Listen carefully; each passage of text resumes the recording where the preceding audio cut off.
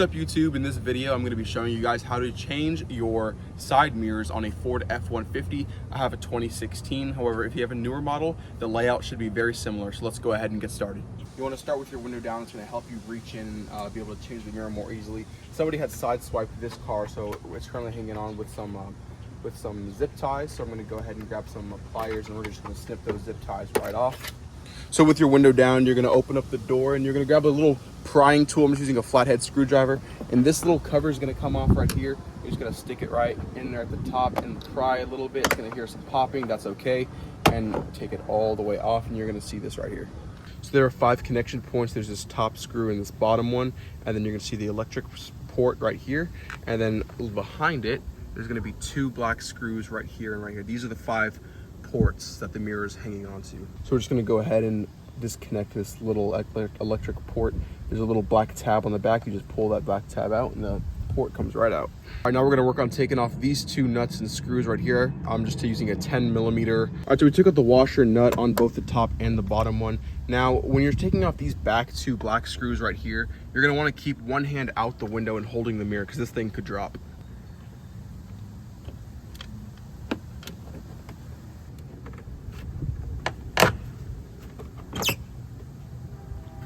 And just like that, the mirror comes right off.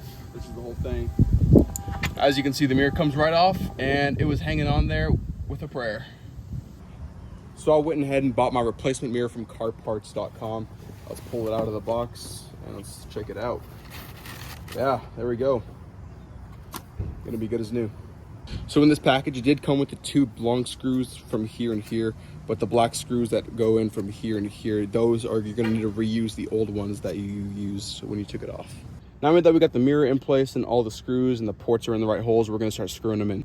All right, so we got all the nuts and the washers on them right now. Everything is just finger tightened. Once everything is on finger tightened, we can go ahead and squeeze them all down. All right, so everything there is now tightened. We got this one, this one, this one, and this one. They're all tightened. So once they were all tightened up, I went ahead and plugged the electric port in. You want to push it all the way in until you hear the click, and now it should be good to go. If you want, you can go ahead and start up your engine and check if the mirrors will adjust through the electric port right here. And if it works, then you're all good to go. Engine's all started up. Now let's see if this thing is going to move. Look at that. Mirror moves on command. You are good to go.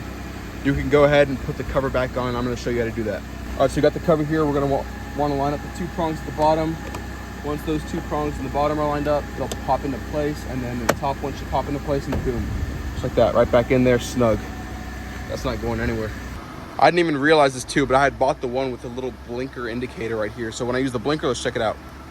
Look at that, lights up perfectly.